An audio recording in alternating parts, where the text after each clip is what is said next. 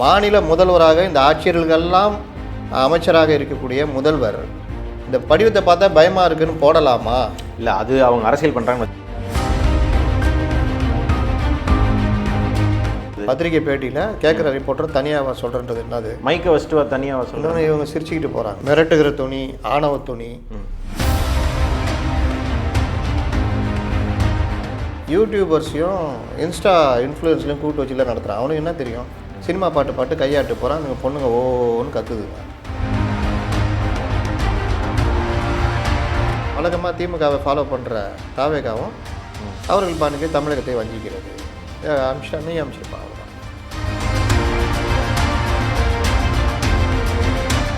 தாவேகா மனதில் ஒரு மாற்றம் வந்திருப்பதாக தகவல்.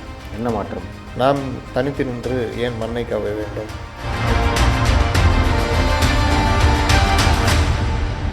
பை த பீப்புள் ஊடக நேயர்களுக்கு வணக்கம். இன்று நம் சிறப்பு நேர்காணலில் மூத்த பத்திரிகையாளர் திரு முத்தலிஃப் அவர்களை சந்திக்க இருக்கிறோம். வணக்கம் சார். வணக்கம்.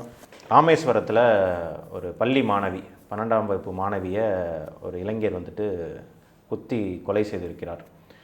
பெண்களுக்கு எதிரான தொடர் வன்முறை ப்ளஸ் வன்கொடுமைகள் இந்த ஆட்சியில் நடந்த வண்ணம் இருக்குது. ஒரு முறையும் நடந்ததுக்கப்புறம் நாங்கள் இது பண்ணிட்டோம், இந்த ஆக்ஷன் உடனே எடுத்துட்டோம்னு சொல்கிறாங்க. பட் அதை தடுக்கிறதுக்கான எதுவுமே இப்போ வரைக்கும் பண்ண மாதிரி தெரியல. எப்படி பார்க்குறீங்க இது? தமிழகத்தில் போதைப்பொருள் நடமாட்டம், டாஸ்மார்க், இந்த விவகாரங்கள் அதிகரிச்சுக்கிட்டே வருதுன்றது எல்லோருடைய குற்றச்சாட்டும். இந்த 5 ஆண்டுகளில் இவருடைய வளர்ச்சின்னு பார்த்திங்கன்னா அந்த போதைப்பொருள் நடமாட்டம் தான். கஞ்சான்றது இல்லாத இடமே கிடையாது. நேற்று கூட ஒரு செய்தி பார்த்திங்கன்னா 5 கோடி ரூபா கஞ்சாவை நெல்லையில் போலீஸார் அடிக்கிற காமிக்கிறாங்க. இந்த மாதிரி கஞ்சா புழக்கம் அதிகமாக இருக்குது. அப்போது நீங்கள் இளைஞர்கள், இளைய தலைமுறையினர் போதை பழக்கம் பயன்பாடுன்றது 8லேருந்து 16% டபுள் ஆகிடுச்சு. அப்போ இவர்கள் இந்த மாதிரி பயன்படுத்துகிறவங்க, இந்த மாதிரி பண்ணுறவங்கெல்லாம் இந்த போதை பழக்கம், டாஸ்மாகாக இருக்கட்டும், அது கஞ்சாவாக இருக்கட்டும், எதுவாக இருந்தாலும் இது அதிகரித்தால் அதனால் பாதிக்கப்படுவது பெண்களும் குழந்தைகளும் தான். ஃபஸ்ட்டு குடும்ப வன்முறை.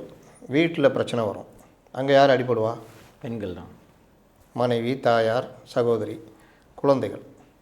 அப்போது இந்த மாதிரி விவகாரங்களில் இப்போ சாலையில் இவன் இருக்கிறான், இவனாக தீர்மானிச்சுட்டு திரைப்படங்கள் அப்படி தானே காமிக்கிறாங்க.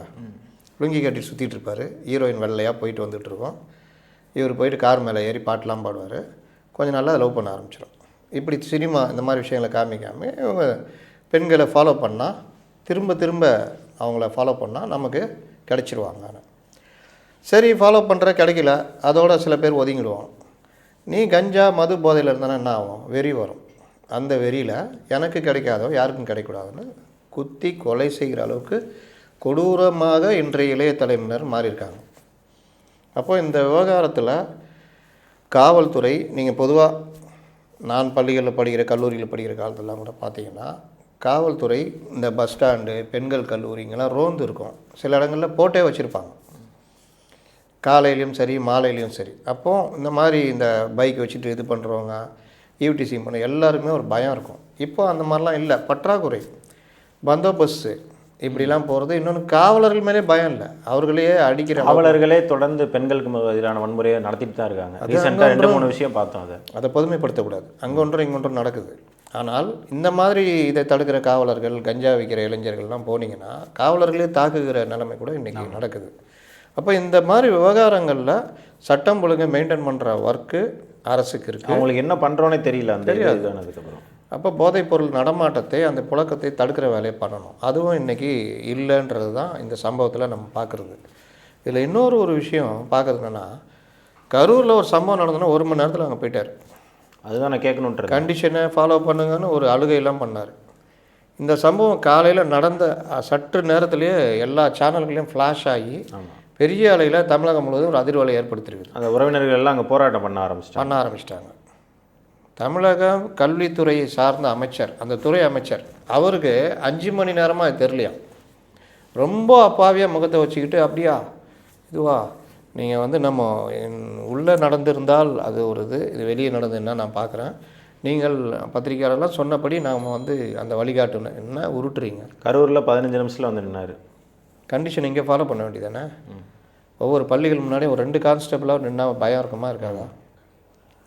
இந்த மாதிரி பெண்களை துரத்தி இது பண்ணுறதுனா பெண்களுக்கு அந்த காவலன் செயலிலாம் ரொம்ப முக்கியம். இந்த மாதிரி விஷயங்கள்லாம் பயன்படுத்த சொல்லித் தர்றது, அந்த விழிப்புணர்வு எங்கே போச்சு?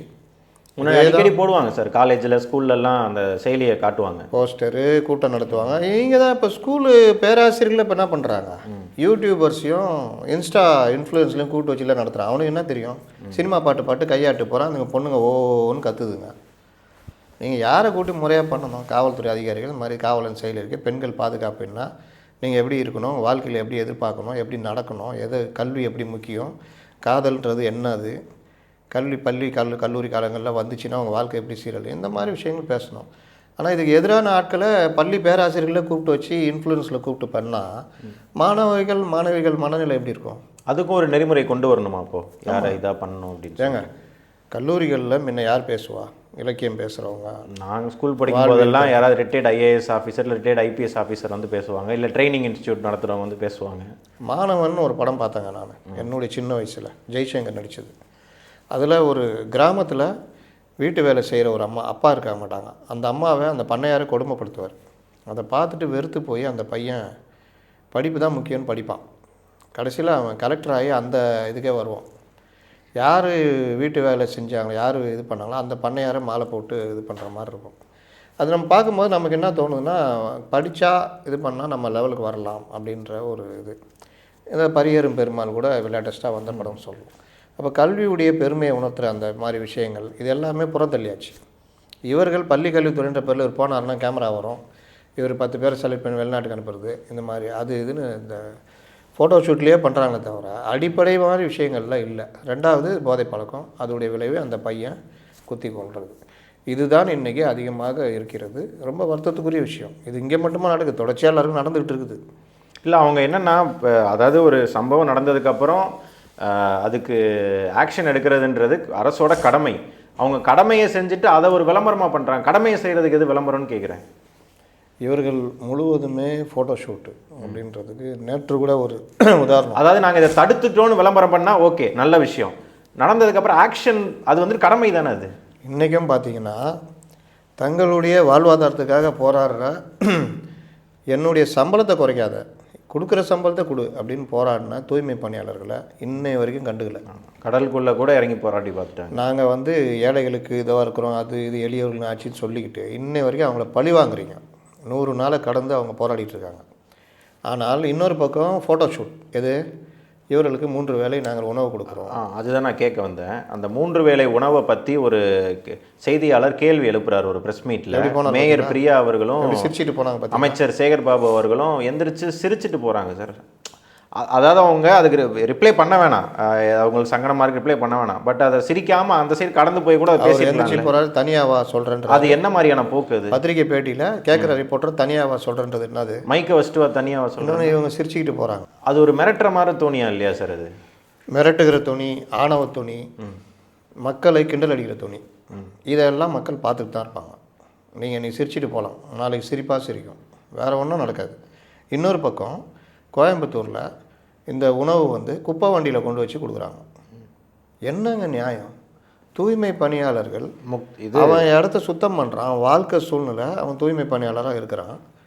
ஆனால் அவனுக்கு கொடுக்குற உணவு கூட அந்த குப்பை வண்டியில், இந்த ஹோட்டல்களில் கழிவுகளை ஏற்றிட்டு வர அந்த குப்பை வண்டியில் வச்சு கொடுக்குறீங்கன்னா, அந்த கார்ப்பரேஷன் கமிஷனர் யார் தெரியுமா? ஒரு சாதாரண எளிய மனிதராக இருந்து வந்த மனுஷன். கால சூழ்நிலை மாறுது, அவங்களை எப்படி மாற்றுது பார்த்தீங்களா? அவங்க கட்டாயத்துக்கு தள்ளப்படுறாங்க. சிவகுரு பிரபாகரன் அவர் பேர். அவர் பார்த்தீங்கன்னா எனக்கு தெரிஞ்சு என்னுடைய ஒரு நண்பர், அவர் தான் அவரை உருவாக்குனது. அந்த இன்ஸ்டியூட்டில் தான் அவர் படித்தார். மாற்று துணி இல்லாமல் இருந்தவர், பலர்கிட்டையும் உதவி வாங்கி படித்தவர். அவருடைய முயற்சி வேறு லெவலு. ஒரு மில் தொழிலாளியாக இருந்து படித்து தானே செதுக்கிட்டவர். ஆனால் அப்போ இருந்த காலகட்டம் அவருடைய அந்த மைண்ட் செட் இருக்குல்ல, நிலை மாறினால் குணம் மாறுவான்றது என்றைக்குமே வரக்கூடாது. நீங்கள் எந்த லெவலில் வந்தீங்களோ, எம்ஜிஆர் அதுதாங்க உதாரணம். திரும்ப நான் சொல்கிறது, பசி பட்டினி வறுமைன்னு வந்து ஆட்சியை உட்காந்தோன்னே தன் ஆட்சியில் நம்ம வந்து எங்கேயுமே யாருக்குமே அண்ட முடியாத ஆளாக இருக்கக்கூடாது. எல்லோரும் நம்மளை கிட்ட வரணும், நம்ம வீட்டை தேடி வர்றவங்களுக்கு உதவி பண்ணணும், அவங்க முதல்ல பசியாறணும், எல்லோரையும் நம்ம எளிதில் அணுகக்கூடியவராக இருக்கணுன்றதில் இருந்தார். கடைசி வரைக்கும் அந்த நிலையிலேருந்து அவர் மாறவே இல்லை. நீங்கள் கஷ்டப்பட்டு நீங்கள் ஐஏஎஸ் வந்தீங்க, நமக்கு தெரிஞ்ச ஒரு நானே பேட்டி எடுத்து போட்டிருக்கேன் அவருடைய ஒரு மனுஷன் இப்படிலாம் வர முடியுமான்னு. அப்போ அவர் பேசின பேச்சு, நடந்த நடத்தை அப்படிலாம் பார்க்கும்பொழுது இவர் ஒரு எளியவர்களுடைய ஆட்சியராக இருப்பார், இவர் வேறு லெவலில் இருப்பாருன்னு. அந்த காலம் மாற மாற சூழ்நிலைகளும் மாறி தன்னை வளர்த்து ஆளாக்கின அந்த இன்ஸ்டியூட் கூட அவர் எந்த இதுவும் பண்ணல. அதே இதில் அவர் பணிபுரிகிறார். அண்ணா நகரில் அவர் ஆர்டிஓவாக இருக்கார். அந்த இன்ஸ்டியூட்டும் அங்கே தான் இருக்குது. அந்த மாணவர்களுக்கு வந்து ஒரு நாள் ஒதுக்கி, ஒரு 2 மணி நேரம் ஒதுக்கி ஒரு கிளாஸ் எடுக்கலாம். இல்லை அந்த தன்னுடைய கோச்சை நம்ம பார்க்குறது, அவரோட கொஞ்சம் நேரம் செலவிடுறது, அந்த மாணவர்கள்ட்ட இவர் இல்லைன்னா நான் இல்லைங்க, நான் எப்படி இருந்தேன், நான் இப்படி இருந்தேங்க, நான் வந்திருக்கேன் இன்றைக்கி, நீங்களும் வர முடியும். இல்லை, பெரிய புரட்சி செஞ்ச மாதிரிலாம் போனார். இன்றைக்கி கோவை கமிஷனர் அவர் கீழே இருக்கிறதுல தான் குப்பை வண்டியில் கொண்டு வராங்க. அந்த வாழ்க்கை தூய்மை பணியாளர்கள் லெவல் வாழ்க்கையை வாழ்ந்து வரும். இது அவங்க இதுக்கு முன்னாடியே பண்ணாங்களே சார், இஃப்தார் நோன்பு நிகழ்ச்சியில் குப்பை வண்டியில் சாப்பாடு கொண்டு வந்ததை பார்த்தோம். ஒன்று வந்து அது பிரச்சனை ஆச்சு இல்லை. அப்போ இது என்ன, நீங்கள் யாருக்காக ஆணையிருந்தீங்க? அன்னைக்கே கரெக்டான நடவடிக்கை எடுத்திருந்தால் திரும்பி நடக்குமா அது? ரைட்டுங்க. நான் இப்போ கேட்குறது அந்த மாநகராட்சி ஆணையரை நான் பற்றி சொல்லிட்டேன். அவரை பற்றி அவர் எந்த எளிய நிலையிலேருந்து இன்றைக்கி இந்த லெவல் வந்திருக்காருன்னு. இன்றைக்கி நீங்கள் பெரிய ஆள், நீங்கள் நேரடியாக சிஎம் கூட அணுகலாம், எல்லாம் பண்ணலாம். ஆட்சியர் ஐஏஎஸ், நீங்கள் இன்றைக்கி மாநகராட்சி ஆணையராக இருக்கீங்க. கொஞ்சமாவது அந்த எளிய மக்களுக்கு யோசிக்கணுமா வேணாவா, கவனம் செலுத்தணுமா வேணாவா? நீங்கள் கரெக்டாக இருந்தீங்கன்னா இதெல்லாம் நடக்குமா? இதுதான் நிலைமை. அதிகாரிகள் கீழே இருக்கிற வரைக்கும் மனிதர்களாக இருக்கிறார்கள். நிலை மாற மாற அவர்களும் அந்த அதிகார போதையில் அதிகார மையமாக மாறி விடுகிறார்கள். அரசு மோசமாக இருந்தால் அதிகாரிகளும் அதை விட மோசமாக இருக்கிறாங்க. சரி சார், இதுதான் இன்னைக்கு நிலைமை. இதே கோவையில் 2 தினங்களுக்கு முன்பு பிரதமர் மோடி அவர்கள் வருகை தந்திருந்தார் ஒரு விவசாய மாநாட்டிற்காக. அதில் வந்துட்டு பீகார் காற்று இங்கே வீசும் அப்படின்ற மாதிரியும் பேசியிருந்தார். கர ஒலிகள் பெருசாக எழுந்துச்சு. அது மட்டும் இல்லாமல் நிறைய விஷயங்கள் இங்கே கணக்குகள் போடப்பட்டது. ஜிகே வாசன அவர்கள் வந்துட்டு எடப்பாடி அவர்களை சந்தித்ததும், ஆர்பி உதயகுமார் போய் திரு தேமுதிக அவங்களை சந்தித்ததும், இது எல்லாத்தையுமே எப்படி பார்க்குறீங்க? என்டிஏ அலையன்ஸ் ஒரு வேகம் எடுத்திருக்குன்னு பார்க்குறீங்களா? பீகார் தேர்தல் உங்களுக்கு காங்கிரஸை கிட்டத்தட்ட புதைகுழியில் கொண்டு போய் தள்ளிடுச்சு. சார் ஓட்ஷோர் அப்படின்னு உருட்டினார்ல, அது எல்லாமே பேக் ஃபயர் ஆகிடுச்சு. இதை பல தடவை நம்ம பேசியிருப்போம். இந்த பேக் ஃபயர் ஆனவுடைய விளைவு காங்கிரஸ் இன்றைக்கி தடுமாறி நிற்கிது. இன்றைக்கி தாவேக்காவே காங்கிரஸ் கூட்டணி கூட பேசலாம் அப்படின்ற எண்ணத்தை கூட தூக்கி உரம் போட்டாங்க. காங்கிரஸ் வரேன்னாலும் நீங்கள் வர வேணாம் ஐயா, அங்கேயே இருந்துங்க ஐயா, நல்லா இருங்க ஐயா, நாங்கள் பார்த்துக்குறோன்ற அளவுக்கு போயிட்டாங்க. ஏன்னா அந்த பிரவீன் சக்கரவர்த்தின்றவர் தான் இதெல்லாம் உருட்டுகளுக்கு, நம்ம ஜான் ஆரோக்கியசாமி மாதிரி அவர் ஒரு உருட்டுகள் நாயகன். இவருக்கு இன்டெலெக்சுவல் இதில் காங்கிரஸில் என்ன இன்டெலெக்சுவல் அறிவு சார். ரெண்டாவது ராகுலுக்கு தனிப்பட்ட முறையில் அவர் ஒரு ஸ்ட்ராட்டஜிஸ்ட் மாதிரி. அவர் தான் அந்த சார் தூக்கிட்டு உருட்ட சொன்னது. உருட்டி ஒன்றும் இல்லாமல் போய் தேஜஸ்வி யாதவியும் ஒன்றும் இல்லாமல் ஆக்கி விட்டாங்க. இப்போ அந்த சார்னால் தோல்வி, பெரிய தோல்வினால் இங்கே வாங்குறா சார் 25 சீட்டு கொடுத்தோம், 18 ஜெயிக்க வச்சோம்ல, அதோடு நிறுத்திங்க. 60 கேட்டு மறுபடியும் ஒரு 10-15 ஜெயிச்சு இருக்கிறதெல்லாம் வீணாக்காதீங்கன்ற லெவலுக்கு மைண்ட் செட்டுக்கு இவங்க வந்துட்டாங்க. காங்கிரஸ்லேயும் பெரும்பாலும் அப்படி வந்துட்டாங்க. ஆனாலும் சில பேர் செல்வ பெருந்தகை போன்றவர்களுக்கு தொல்லை கொடுக்கணுன்னு இதை உருட்டிகிட்டு இருக்கிறாங்க. இது இன்றைக்கி காங்கிரஸை திமுக பார்க்குற பார்வையும் பழைய பார்வை போயிட்டாங்க. இவ்வளோ தான் சீட்டு நன்ற அப்படின்றது போயிட்டாங்க. இங்கே தாவேகா கூட பேச்சுவார்த்தைன்றதுல கூட இப்போலாம் அதெல்லாம் நினச்சி கூட பார்க்க முடியாத நிலைமைக்கு தாவேகா வந்துடுச்சு. அதனால் இன்னொரு பக்கம் இந்த சைடு என்டிஏவுடைய பெருவெற்றி, அந்த வெற்றிக்கு அடிப்படையாக இருந்தது சின்ன சின்ன கட்சிகளையும் ஒன்று சேர்த்து ஒரு வலிமையான கூட்டணியை அமைச்சது. 10,000 ரூபாயும் ப்ளஸ் மக்கள் சார்ந்த பிரச்சனைகளை கையில் எடுத்தது. பிரச்சார யுக்தியாக இருக்கட்டும், ஆட்சியில் கொண்டு வந்ததாக இருக்கட்டும், இது எல்லாமே பெரிய வெற்றியை, அவர்களே எதிர்பார்க்காத வெற்றியை கொடுத்தது. 10,000 ரூபாயும் சேர்த்து தானே சார்? 10,000 ரூபா மக்கள் பிரச்சனை தானே, மக்கள் சார்ந்த திட்டங்கள் தானே. அது ஓப்பன் ஒரு லஞ்சம் கொடுக்குற மாதிரியான விஷயம். இப்போ மகளிர் உரிமை தொகை என்ன சொல்லுவீங்க? இப்போ இந்த பொங்கலுக்கு 5,000 ரூபா கொடுக்க போகிறாங்க, அதை என்ன சொல்லுவீங்க? 5,000 ரூபா கொடுக்க போகிறாங்களா? ஆமாம், அதை என்ன 5,000 மினிமம், அது திடீர்னு 10,000 ரூபா கூட ஆகிடலாம். அப்போ அதை என்ன சொல்லுவீங்க? பீகாருக்கு அப்புறம் 10,000 ரூபா ஆகலாம். அவர்கள் யார் கொடுத்தாங்க? எப்படி லஞ்சம்னு சொல்லுவீங்க? என்ன அவ்வளோ போகிற போகல எனக்கு என்னன்னு சொல்லிட்டு போகிறீங்க? மகளிர் சுய உதவி அங்கே இருக்குது, சகோதரி அந்த பேர் இங்கே இருக்கிற மாதிரி. அந்த சுய உதவிக்கு தொழில் தொடங்குறதுக்கு அந்த பெண்களுக்கு இங்கேயும் கொடுக்குறாங்க. அது 10,000 ரூபா தேர்தலுக்கு அந்த குழுவுக்கு தான் கொடுப்பாங்களே தவிர அவங்க ஒரு இண்டிவிஜுவலுக்கும் கொடுத்துருக்காங்க. ஒவ்வொரு இண்டிவிஜுவலுக்கும் கொடுப்பாங்க. அடுத்த கட்ட வளர்ச்சி ஒரு சுய உதவி குழுவுக்கு, ஒரு குழுவுக்கு மொத்தமாக கொடுப்பாங்க. நீங்கள் ஒவ்வொருத்தரும் அவங்க இதில் நிலைப்பாடு இதாகும் பொழுது ஒவ்வொருத்தருக்கும் தனித்தனியாக கொடுக்குறாங்க. இல்லை சார், கொடுக்கறது ஓகே. ஆனால் நீங்கள் தொழில் தொடங்கலைன்னா அந்த 10,000 ரூபாய் திருப்பி கொடுக்க வேணாம் அப்படின்னு சொல்கிறது என்ன மாதிரியான இது? அது ஒவ்வொரு ஸ்டேட்டுக்கு ஒவ்வொரு நிலைப்பாடு இருக்குங்க. இங்கே உரிமை தொகை என்ன திருப்பியாக கேட்குறாங்க? உரிமை தொகை எது கொடுக்குறீங்க? உரிமை தொகை 1000 ரூபா வாங்கி தான் அவங்க பிழைக்க போகிறாங்களா? இல்லை, 1000 ரூபா வாங்கினா 2 நாள் வீட்டு செலவு. ஆனால் கொடுக்குறோன்னு மாற்றி தட்டிகிட்டு இருக்கீங்கல்ல. அதனால் என்ன யூஸு? அரசுக்கு நிதி இழப்பு தான். மீன் பிடிக்க கற்றுக் கொடுத்தீங்கன்னா அவங்களுக்கு இதாகும். இப்போ கறவை மாடு கொடுத்தாங்க ஜெயலலிதா. ஒரு வீட்டுக்கு 2 கறவை மாடு பால் கறந்து விற்றுக்கிட்டால் டெய்லி வருமானம் அவங்களுக்கு. ஆமாம், டெய்லி 1000 ரூபா அவங்க பார்க்கலாம். அட்லீஸ்ட் 500 ரூபா பார்க்கலாம். சொசைட்டியில் பால் ஊற்றுறது மூலியமாக அரசாங்கத்துக்கு பால் கொள்முதல் அதிகரிக்கும். 2 கறவை மாடு அது கன்று போட்டுச்சுன்னா 1 வருஷம் 2 வருஷத்துக்குள்ளே 4000. அப்போ வருமானம் பெருகும். சார்பு பொருளாதாரம் இன்க்ரீஸ் ஆகும். இல்லை, முன்னாடி கொண்டு வந்த திட்டங்கள் எல்லாமே ஒரு தொலைநோக்கு பார்வையோட கொண்டு வந்தாங்க. இப்போ வந்துட்டு உடனே அந்த அறுவடை எடுக்கணும். இது வந்து 1 டைம் தான் கொடுக்குறாங்க. கறவை மாடு 1 டைம் கொடுத்தாங்க. செலவு அதுக்கப்புறம் கவர்மெண்ட் கிடையாது. ஆனால் அந்த குடும்பம் அதை வச்சு அடுத்தடுத்து பல்கி பெருக ஆரம்பிக்கும். டெய்லி அதுக்கான ரெவன்யூ இருக்கும். வரும். அந்த மாடு 2 மாடு 3 மாடு 4 மாடு ஆச்சுன்னா வருமானங்களுக்கும் இருக்கும், அரசுக்கும் இருக்கும். பால் கொள்முதல் ஏறிச்சு. நீங்கள் 1000 ரூபா கொடுக்குறீங்க, கிண்டல் வேறு பண்ணுறீங்க. இன்றைக்கி எல்லாரும் பலன்னு இருக்கீங்க. மூஞ்சியில் பாரு அவ்வளோ பவுட்ரு. என்ன காரணம்? 1000 ரூபா. அது மாணவிகள் கொடுத்த 1000 ரூபா. துரைமுருகன் பேசுகிறாரு. 1000 ரூபா வாங்கிட்டு எவ்வளோ வேணால் ரீசார்ஜ் பண்ணலாம், எவ்வளோ வேணால் பேசலாம். அப்போ அவங்களுடைய பார்வை அந்த குழந்தைகளை பற்றி எப்படி இருக்குது? இவர் தாத்தா வயசு பேத்தி வயசு இருக்கும் அந்த மாணவிகள். அவங்களுக்கு 1000 ரூபா கொடுக்குறத எவ்வளோ வேணால் ரீசார்ஜ் பண்ணி பேசலாம் அப்படின்னா இந்த பார்வை எப்படி இருக்குது? சமூக பார்வையே கிடையாது உங்கள்கிட்ட. தெரியுதா?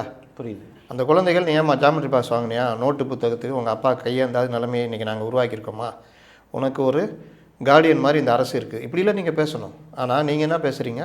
ரீசார்ஜ் பண்ணலாம், யார்கிட்ட வேணாலும் பேசலாம். இல்லை, ஏதாவது நல்லா வாங்கி சாப்பிடுக்குன்னு கூட சொல்லலாம். சத்தாக வாங்கி சாப்பிடுமா, பல வகைகள் இந்த வயசில் சாப்பிட்டா தான் உங்களுக்கு நல்லதுமா அப்படின்னு. அப்போ இவர்கள் புத்தியெல்லாம் எவ்வளோ கொச்சைத்தனமாக இருக்குது தெரியுதா? இது மாதிரி 1000 ரூபா உரிமை தொகையும் கிட்டத்தட்ட இவர்கள் இந்த மாதிரி தான் பார்க்குறாங்க. அதனால் நீங்கள் அதில் எந்த ரிட்டர்ன்ஸும் இல்லையே சார். மாணவிகள் கொடுக்குறதையாவது ஓகே, அவங்க பள்ளிக்கு இது கொண்டு அது சமூக என்ன கேட்டால் லேப்டாப் கொடுக்கறது, கல்விக்கான எந்த இலவசம் அதை எதுவுமே சொல்ல, அது சமூக நீதி. அது வந்து அவர்களுடைய வளர்ச்சி, கல்வி வளர்ச்சி. ஒரு தலைமுறையை நம்ம வளர்க்குறோம், சொத்தாக மாறுவார்கள். ஒரு 4 வருஷமாக லேப்டாப் கொடுக்கல. அதில் வந்து கண்டுக்கவே இல்லை. இப்போ வந்து பரிசீலிக்கிறாங்க, மார்ச்சுக்குள்ளே கொடுக்குறோன்றாங்க. அதனால் அந்த 10,000 ரூபாலாம் வந்து அது ஒரு குடும்பம் பிழைக்கும், தொழில் செய்வாங்க. நீங்கள் தொழில் செய்யாதவங்க திருப்பி கொடுக்கணும் அப்படின்னா அது அவங்களுக்கு ஒரு பயத்தை உண்டு பண்ணும். அதிகாரிகள் தொல்லை கொடுப்பாங்க. நீங்கள் வாங்குறவங்க தொழில். நீங்கள் பீகாரில் நம்ம தமிழ்நாடெல்லாம் நீங்கள் கம்பேர் பண்ண முடியாது. கடுமையான வறுமை, மது, போதை. அப்புறம் வந்து பெண்களுக்கு மரியாதையே கிடையாது. 10-12 வயசில் விற்பனை செய்கிறதெல்லாம் நடக்கும். இப்போ கூட ஒரு வெப் சீரிஸ் வந்துருப்பாங்க, டெல்லி கிரைம்னு. பாருங்கள், அதில் இந்த மாதிரி பீகார் அந்த மாதிரி மாநிலங்களில் பெண்களுக்கு மரியாதை கிடையாது, கல்வி அறிவு கிடையாது. அந்த மாநிலத்தோட மாத வருவாய் ஆவரேஜ் வெறும் 5,000 ரூபாய். மிச்ச ஸ்டேட்லாம் 20,000 ரூபாய்க்கு மேலே. கல்வி அறிவும் கிடையாது, வறுமை கோட்டு கீழே. இதையெல்லாம் ஒருத்தர் உட்காந்து மாற்றிக்கிட்டு இருக்காரு. அப்போ அவர் அடிப்படையாக யோசிக்கிறது, முதல்ல இந்த சீரழிவை தடுக்கணும்னா மது விலக்கு கொண்டு வந்துட்டார். வருமானம் எவ்வளோ போயிடும்? 2வது இவர் என்ன பண்ணுறாரு? பெண்களை முன்னிறுத்தி அவர்களை பொருளாதார ரீதியாக உயர்த்துறதுக்கான எல்லா வேலையும் செய்கிறார். இது எல்லாத்தையும் விட்டுட்டாங்க. அந்த தேர்தலுக்கு முன்னாடி 2 மாதம் 10,000 ரூபா எடுத்துகிட்டு பேசுகிறாங்க. அதை வச்சு மட்டும் பெண்கள் வாக்களிக்க மாட்டாங்க. பெண்கள் நமக்கான இது அரசா அப்படின்னு நீ ஓட் ஷோர் அப்படின்னா அந்த மக்கள்கிட்ட போய் கேட்டிங்கன்னா ஒன்றுமே புரியாது. என்ன ஓட் ஷோர் நமக்கே புரியல. அப்போ அவங்களுக்கு என்ன புரியும்? அதனால தான் அடி வாங்கினாங்க. அப்போ தமிழகத்தில் எப்படி என்டிஏ? தமிழகத்தில் சார்னு விட்டின்னு இருக்காங்கல்ல. இப்போ எல்லாம் வாங்குகிற ஃபார்ம் வரலாம், ஐயா இவ்வளோ தானா, இதுக்காடா இந்த மாதிரின்னு ஒரு படத்தில் சொல்லுவாங்களே, இந்த கர்மாந்திரத்தை தான் நைட்டில் ஃபுல்லாக உட்காந்து ஒட்டிகிட்டு இருந்தேன்னு, அந்த மாதிரி தான். அதனால் அது இப்போ அதை விட்டுட்டாங்க. சார் அங்கே அடி வாங்கணும்னு இங்கே சாரை தூக்கி போட்டாங்க. இப்போ வந்து மெட்ரோ கொடுக்கல, தமிழக உரிமையை மீட்க நான் கேட்குறேன். அதுதான் நான் கேட்க வந்தேன். அந்த மெட்ரோ விஷயத்தில் வந்துட்டு அதிகாரிகள் தொடர்ச்சியாக ஒரு சில விஷயங்களில் அவர்களுடைய தவறை மறைக்க முதல்வரை பொய் சொல்ல வைக்கிறாங்களா? ஆமாம். அவர் வந்துட்டு சட்டமன்றத்திலே ஒரு தடவை அந்த லாக்அப் டெத் விஷயத்தில் ஃபஸ்ட்டு நாள் ஒரு விஷயத்த சொல்லிட்டு அடுத்த நாள் அவரே மாற்றி சொன்னார். அது வந்துட்டு அதிகாரிகளுடைய தவறு. அதே மாதிரி இந்த மெட்ரோ விஷயத்தில் இவங்க அனுப்பின ரிப்போர்ட்டில் ஒரு ஃபேக்ட் இருக்குது. முதல்வர் தன்னை இவர்களிடம் ஒப்படைத்து விட்டார். எப்படி ஒரு முதல்வர் அப்படி இருக்க முடியும்? இருக்கிறாரு. இப்போ என்னுடைய உறவினர் ஃபார்ம் வாங்குறதுக்கு ரொம்ப கஷ்டப்பட்டு என்ன பண்ணலான்னு கேட்டாங்க. ஒன்றுமே இல்லை, சரி இந்த இதெல்லாம் கேட்பாங்க, இதை மட்டும் ஃபில் பண்ணி கொடுங்கன்னு சொன்னேன். போயிட்டு ஃபார்மை வாங்கி ஃபில் பண்ணி கொடுத்துட்டேன். ஒன்றுமே இல்லை, இவ்வளோதானா அப்படின்றாங்க. ஆனால் முதல்வர் ஐயோ இதை பார்த்தாலே எனக்கு தலை சுற்றுது அப்படி இப்படின்னு அந்த படிவத்தை வச்சுட்டு ஒரு வீடியோ போடுறாரு. இல்லை சார், அது கூட அரசியலுக்கு பண்ணுறாங்கன்னு எப்படிங்க பண்ணுவீங்க? இல்லை ஏங்க நான் கேட்குறேன், எப்படி பண்ணுவீங்க? இல்லை, அதை கூட அவங்க அரசியல் ஆக்குறாங்கன்னு வச்சுக்கோ. மாவட்ட ஆட்சியர், முதல்வர் கீழே இருக்க மாவட்ட ஆட்சியர் வீடியோ போடுறாருங்க. இந்த படிவத்தை பார்த்து பயப்படாதீங்க, ஒன்றுமே இல்லைன்னு போடுறாரு. மாநில முதல்வராக இந்த ஆட்சியர்களெல்லாம் அமைச்சராக இருக்கக்கூடிய முதல்வர் இந்த படிவத்தை பார்த்தா பயமா இருக்குன்னு போடலாமா? இல்லை, அது அவங்க அரசியல் பண்ணுறாங்கன்னு வச்சுக்கோ. அரசியல் இதில் பண்ணக்கூடாதுங்க. பண்ணக்கூடாது சார், அவங்க அதை பண்ணுறாங்கன்னு வச்சுக்கோங்கன்னு நான் சொல்கிறேன். பட் இந்த மாதிரி ஒரு விஷயத்தில் நீங்கள் போட்ட ஃபேக்ட்லாம் தப்புன்னு சொல்லிட்டு எடுத்து எல்லாரும் பேச ஆரம்பிச்சிட்டாங்க. இந்நேரம் முதல்வர் இந்த அதிகாரிகளை கேள்வி கேட்டிருக்கணுமா வேணாமா? என்ன தப்பாக சொல்ல வச்சிட்டீங்க, ஒரு ஃபேக்டை தப்பாக சொல்ல வச்சிட்டீங்கன்றது அவருக்கு தெரியணும்ல. இன்னுமா சார் தெரியாமல் இருக்கு? எல்லாரும் விவாதிக்க ஆரம்பிச்சு. அது யார் பொறுப்பு? எதிர்கட்சி தலைவர் வந்து பாஜக. மெட்ரோ ரயிலுங்க ப்ராஜெக்ட் யாருங்க போடணும்? இங்கே ஐஏஎஸ் நம்ம தான் நியமிக்கிறோம். ஆமாம், மெட்ரோ ரயிலுக்குன்னு ஒரு ஐஏஎஸ் அதிகாரி நம்ம தான் நியமிக்கிறோம். இங்கே நகர்ப்புற வீட்டு வளர்ச்சித்துறையோட இதில் கீழே தான் மெட்ரோ வருது. அந்த டிபிஎஸ்ஸை கரெக்டாக அனுப்பலன்றாங்க, டீட்டெயில் ப்ராஜெக்ட். அங்கே நகர்ப்புற வீட்டு வளர்ச்சித்துறையும் இங்கே இருக்கிற இதுவும் சேர்ந்து தான் மெட்ரோ ரயில் எல்லா மாநிலத்திலும் இப்படி தான் பண்ணுறாங்க. இது எந்த துறை கீழே வரலன்னு கூட செந்தில் பாலாஜி போன்றவர்களுக்கு தெரியல. ரயில்வே துறைன்னு பேசிகிட்டு இருக்கிறாங்க. ஆக்சுவலா இங்கே இது கீழே இருக்கிற அந்த மெட்ரோ ரயிலுக்கான ஐஏஎஸ்ஸு ஒரு ப்ராஜெக்ட் போட்டு கொடுக்கணும் இந்த 2 நகரத்துக்கு. இவர்கள் போட்டு கொடுத்த ப்ராஜெக்ட் என்னென்னலாம் ரிஜெக்ட் பண்ணியிருக்கேன்னு அவங்க சொல்கிறாங்க. 1, 2011 மக்கள் தொகை அடிப்படையில் ப்ராஜெக்ட் கொடுத்துருக்காங்க. 2, 15 அடி அகலம் உள்ள சாலையில் மெட்ரோ ரயில் திட்டத்தை கொண்டு வரான் அந்த ரூட்டுனா அவன் தோன்றதே 12 மீட்ரு.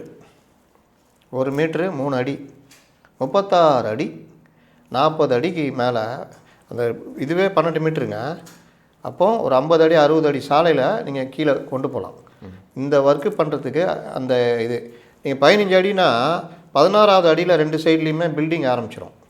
நீங்கள் தோண்டிங்கன்னா அந்த பில்டிங்லாம் இடிக்கணும். ஆமாம், சில இடங்களில் 20 அடி. அப்போ இதெல்லாம் இடிக்கணும், பொதுமக்கள் சொத்துக்கள் சேதம் ஆகும். இவ்வளோத்துக்கும் மெட்ரோ காசு கொடுக்கணும். இன்னொன்று வாழ்வாதாரம் போய்டும்ல. தப்பாக ப்ராஜெக்ட் கொடுத்தோன்னா உங்கள் ப்ராஜெக்டை வச்சு தான் அவங்க முடிவு பண்ணுவாங்க. அவங்க அப்போ என்ன சொல்கிறாங்க, 2011 மக்கள் தொகை 15 லட்சம், 20 லட்சத்துக்கு மேலே இருந்தால் தான் நாங்கள் பரிசீலிப்போம். 2வது உத்தேச பட்டியலை கொடுக்கணும்ல. யார் இங்கே இருக்கிறவங்க? ஆமாம், அதை தான் சொல்கிறேன், இந்த ப்ராஜெக்ட் ரிப்போர்ட்டு. 2வது 15 அடி 20 அடி சாலைகளில் போட முடியாது, இது ஒரு சிக்கல். 3வது ஒரு குறிப்பிட்ட தூரத்துக்கு மெட்ரோ ட்ராவல் டைமும் சாதாரண ரோட்டில் வாகனங்களுடைய நேரமும் சரியாக இருந்துச்சுன்னா அங்கே போகிறது வேஸ்ட்டு. அவங்க என்ன சொல்லியிருக்காங்கன்னா, பஸ்ஸில் போகிறது 10 நிமிஷம், இதில் போகிறது 9 நிமிஷத்தில் போயிடலான் இருக்காங்க. அதனால் அப்போ பஸ்ஸை தவிர்த்துட்டு இங்கே வரணும்னு அவசியம் இல்லை அப்படின்றது வெளிப்பாடு. 2வது ஜோக் என்னென்னா, இங்கேயே கம்மியாக தான் பயன்படுத்துகிறாங்க எங்கள் சென்னையிலேயே. ஆமாம், இதை விட 2 மடங்கு அங்கே பயன்படுத்துவாங்க. ப்ராஜெக்ட் ரிப்போர்ட் கொடுத்துருக்காங்க. அது எப்படி சாத்தியம் அப்படின்னு கேட்டு தான் ரிஜெக்ட் பண்ணியிருக்காங்க. இப்போ இவர்களே என்ன சொல்கிறாங்க, இங்கே இருக்கிற இவங்க சிஎம் என்ன பண்ணியிருக்கணும், இங்கே வாங்க அந்த ஐஏஎஸ் அதிகாரிங்க வாங்க, ஜெயலலிதா இருந்தால் பண்ணியிருப்பாங்க, லெஃப்ட் ரைட் வாங்கியிருப்பாங்க. முதல்ல ஜெயலலிதா கிட்ட இந்த இதெல்லாம் ப்ராஜெக்ட் போகுதுன்னா ஒரு இது போயிடும். அந்த துறை அமைச்சரோ யாரோ வந்து கரெக்டாக இது பண்ணுவாங்க. நீங்கள் பார்த்தீங்களா, அவங்க கடைசியாக கலந்துட்டு மெட்ரோ. ஆமாம், மெட்ரோ நிகழ்ச்சி வெங்கையா நாயுடோட. ஆமாம், சென்னையில் மெட்ரோ கொண்டு வரதில் அவ்வளோ ஆர்வம் காட்டினாங்க. அந்த செகண்ட் பேஸ் அதெல்லாம். அதுக்காக அந்த நானோ ரயில்னு கொண்டு வந்தாங்க. மோனோ ரயிலோ நானோ ரயிலோ இப்படி போகிறது. அது ரொம்ப பயன்பாடு கம்மி, அது இதுவும் கிடையாது. அதை தடை பண்ணி விட்டு தான் மெட்ரோவை ரொம்ப கவனம் செலுத்தினாங்க ஜெயலலிதா. அது இன்றைக்கி சென்னைக்கு எவ்வளோ யூஸாக இருக்குது. அப்போது இந்த மாதிரி நடந்தால் இங்கே ஜெயலலிதா இருந்தால் என்ன பண்ணியிருப்பாங்க, ஸ்டாலின் இருந்தால் என்ன பண்ணியிருக்காரு, இதுதான் கேள்வி. ஜெயலலிதா இருந்தால் இந்த மாதிரி தப்பாக போய் இந்த மாதிரி ரிஜெக்ட் ஆச்சு, இந்த அதிகாரிகளுடைய மெத்தனம் தான் காரணம்னு தெரிஞ்சால் ஒரு வழி பண்ணியிருப்பாங்க, அந்த இதை மாற்றிருப்பாங்க. இவர் அந்த இதெல்லாம் இவர்கள் மறைத்துட்டு மத்திய அரசு வஞ்சிக்கிறதுன்னு நீங்கள் சொல்லுங்கன்னு இவர் சொல்கிறாரு. இன்றைக்கும் நாங்கள் கண்டிப்பாக யாரோ ஒருத்தர் எழுதி கொடுத்ததாக தான் இருக்கும். அதை பார்த்துட்டு தானே போடணும் ஒரு அமைச்சர். அது அவருக்கு என்ன தெரியும்? அவர் நியாயப்படி என்ன பண்ணோம், யாருங்க அந்த ஐஏஎஸ் வர சொல்லுங்கள், ஏன் ரிஜெக்ட் ஆச்சுன்னா, ஐயா அந்த மாதிரி விஷயம் ஏன் பண்ணல, நீங்கள் தானே பண்ணியிருக்கணும் அப்படி இப்படின்னு இது பண்ணணும்.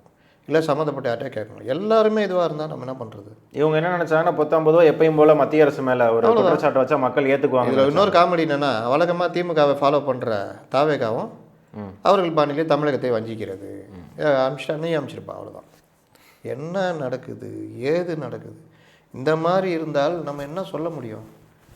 இதில் ஒரு ஆர்ப்பாட்டம் வேறு.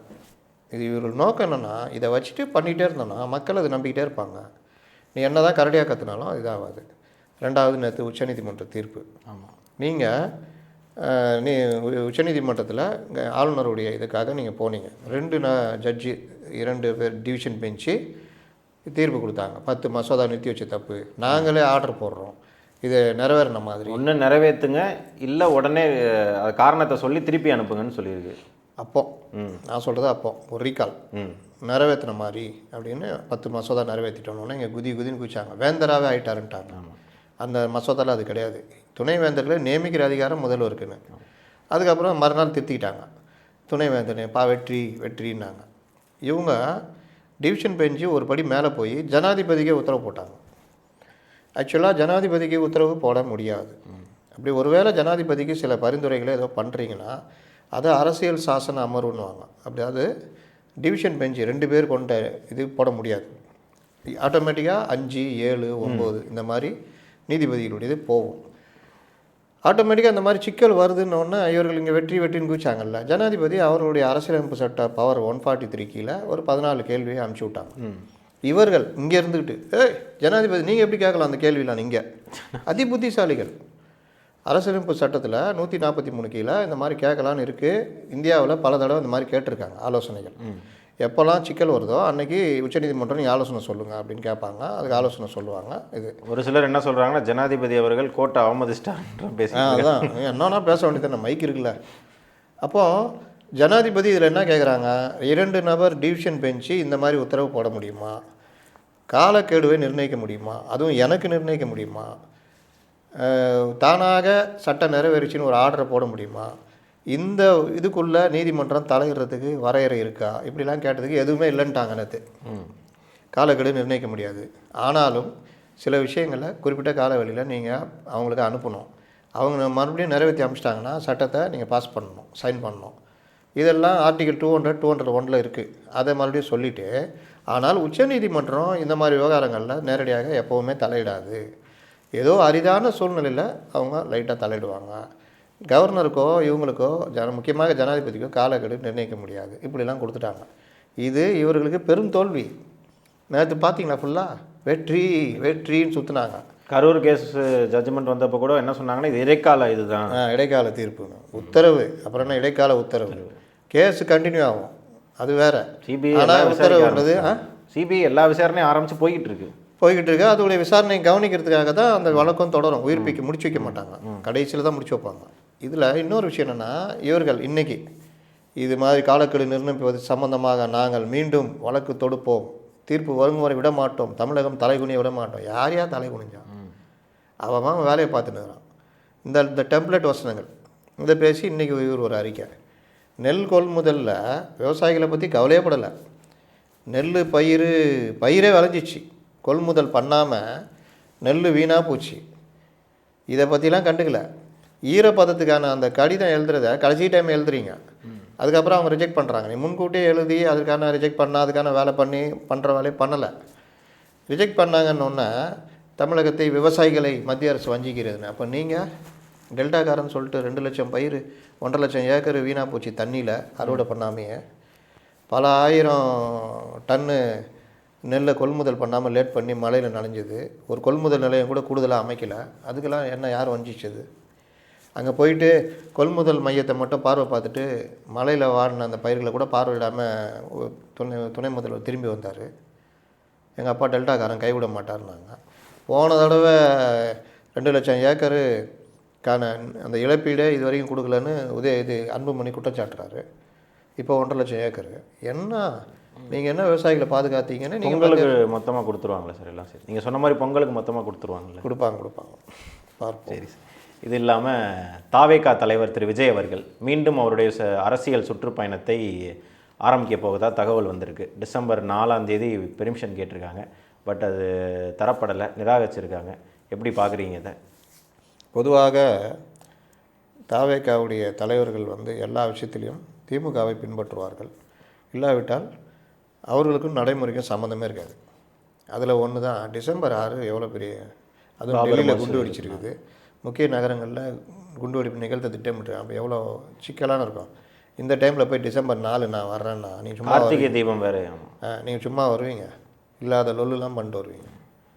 அப்போது ஒவ்வொன்றுக்கும் அந்த போலீஸ் பொறுப்பேற்றுக்க முடியுமா? ஒரு 8-10 தேதி தான் கேளுங்களேன். ஏன் இது தெரிய மாட்டேங்குது? அன்றைக்கி அம்பேத்கருடைய நினைவு நாள் இருக்குது, ஜெயலலிதாவுடைய நினைவு நாள் இருக்குது, கார்த்திகை தீபம் இருக்குது, டிசம்பர் 6 பாபர் மசூதி இடிப்பு நாள் இருக்குது, எவ்வளோ பிரச்சனைகள் இருக்குது. அப்போ இது எல்லாத்துக்கும் நடுவில் நீங்கள் இந்த வேலையை பண்ணீங்கன்னா இந்த பேசிக் விஷயம் அங்கே இருக்கிற ஒரு கேலண்டர்னு எல்லோரும் வச்சுருப்பாங்க, அதை பார்க்க மாட்டாங்களா? இவர்கள் நினைக்கிறது தான். வாக்குரிமை பறித்து விட்டால் ஆதாரை பிடிங்கிடுவாங்க, பாஸ்போர்ட்டை பிடிங்கிடுவாங்க. அந்த அளவுக்கு தான் மேதாவிகள். உங்கள்கிட்ட பணம் இருக்கலாம், வசதி இருக்கலாம், நிறுவனம் நடத்தலாம். இதெல்லாம் உங்களுக்கு அறிவு இருக்குன்றதுக்கு அர்த்தம் இல்லை. அறிவுன்றது பட்டறிவு, பொது அறிவு, அது வேறு. கொஞ்சம் பேரை தெரிஞ்சவங்களாவது கூட வச்சுக்கணும். கூட வச்சுக்கிறது எல்லாம் நியமனங்கள் எல்லாம் மன்றத்திலேருந்து அங்கேருந்து எடுத்து போட்டுருந்தா தான் பிரச்சனை. அதனால் தாவேக்கா அடுத்து தள்ளி வேறு டேட்டு கேட்பாங்க. இவர் இப்போ பிரச்சாரத்தை ஆரம்பித்து தான் ஆகணும். அதனால் ஆரம்பித்து போவார். கொடுப்பாங்களா? கொடுப்பாங்க. இவர்கள் வேலையும் காமிச்சிட்டு தான் இருப்பாங்க. ஆனால் அந்த பழைய சுற்றுப்பயணம் மாதிரி போக முடியாது, ஒரு ஸ்டேஜ் போட்டு பேச முடியும்னு நினைக்கிறேன். போங்களாம், தைரியம் இருந்தால் போங்க. ஏன்னா கோர்ட்டே சொல்லிருச்சு அதை. அதனால் அதெல்லாம் பண்ண மாட்டாங்க, நேராக வந்து பேசுகிற மாதிரி இருக்கும். அது ஒன்று. இன்னொன்று, காங்கிரஸ் அங்கே தோல்வி, இவங்க சித்தப்பா பிரசாந்த் கிஷோர் தோல்வி, இதெல்லாம் வைத்து பார்க்கும்பொழுது தாவேகா மனதில் ஒரு மாற்றம் வந்திருப்பதாக தகவல். என்ன மாற்றம்? நாம் தனித்து நின்று ஏன் மண்ணை கவ்வை வேண்டும், கொஞ்சம் யோசிக்கலாமே, நிற்காமே போகலாம் அப்படின்ட்டு. நிற்காம இல்லை, என்டிஏ கூட்டணிக்குள்ளே போகலாமேன்னு ஒரு யோசனை. என்டிஏக்குள்ளே என்ன சார் சொல்கிறீங்க? இப்போ நடந்த பொதுக்குழுவில் கூட விஜய் தான் முதல்வர் வேட்பாளர், அதுவும் மக்கள் விரும்பும் முதல்வர் வேட்பாளர்னு சொல்கிறாங்க. வேட்பாளர் தானங்க சொன்னாங்க, முதல்வர் நான் சொன்னாங்க. அதனால் அந்த முடிவை தற்காலிகமாக தள்ளி வைத்து ஓரளவுக்கு கட்சியை காப்பாற்றுற வேலையை பண்ணுவோம் அப்படின்னு முடிவெடுத்ததாக தகவல். பார்ப்போம். ஒரு முக்கியமான அப்டேட்டை சொல்கிறீங்களே. ஆமாம், அதை நோக்கி நகர்றதுக்கும் வாய்ப்பு இருக்குது, என்டிஏவை நோக்கி. அப்போ மோடி வருகை இதெல்லாம் பார்க்கும்போது அதை கூட கனெக்ட் பண்ணி பார்க்கலாமா? அந்த பார்க்கலாம். சரி சார், பல விஷயங்களை சுவாரஸ்யமாக பகிர்ந்துக்கிட்டீங்க, ரொம்ப நன்றி.